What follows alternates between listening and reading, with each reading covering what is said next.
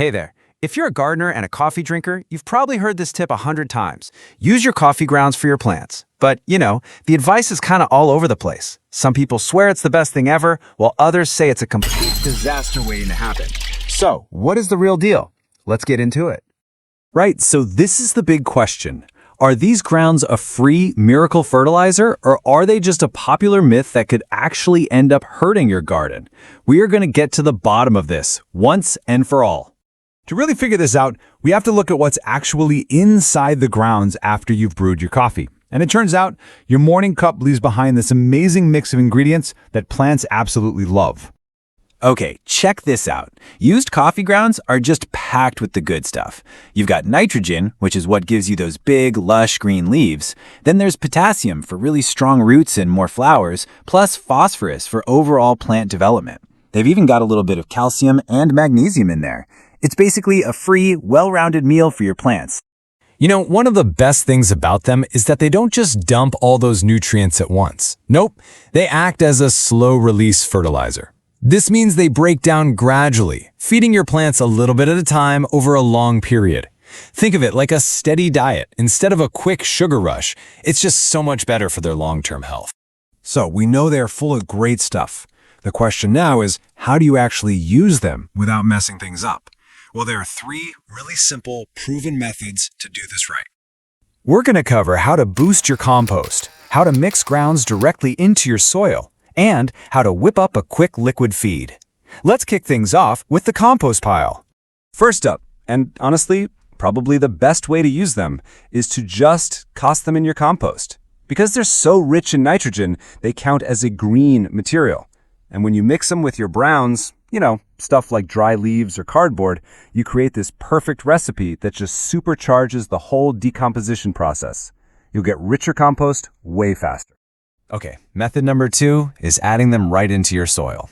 But, and this is the most important part, I really can't stress this enough, the grounds have to be completely dry. If they're wet, they'll clump up and form this dense mat that actually stops water and air from getting to the roots. So spread them out, let them get bone dry, and then just mix a little bit into the top few inches of your soil. And our third method is perfect for a quick little nutrient boost. You can make a liquid fertilizer. It is so easy. You just soak about 1 cup of your used grounds in, say, 3 to 4 liters of water, let it steep for about a day, and voila, you've got this coffee tea you can use to water your plants. It's a great way to deliver those nutrients fast, and you really only need to do it about once a month.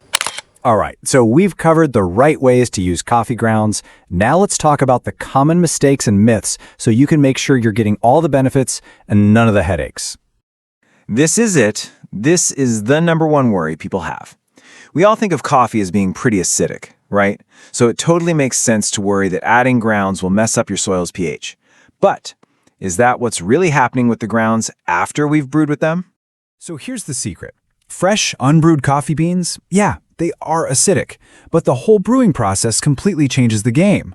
When that hot water passes through the grounds, it washes away almost all of the acid. That acid ends up in your cup, not in the grounds you're left with.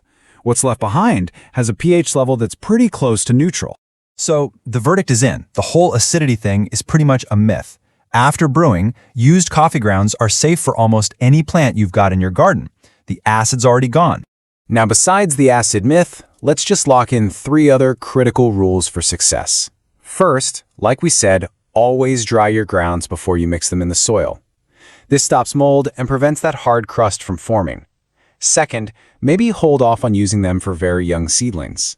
That tiny bit of caffeine left over can sometimes slow down their early growth. And finally, whatever you do, do not just dump a thick, wet sludge of grounds on top of your soil. It'll pack down into a solid barrier and suffocate the roots instead of feeding them.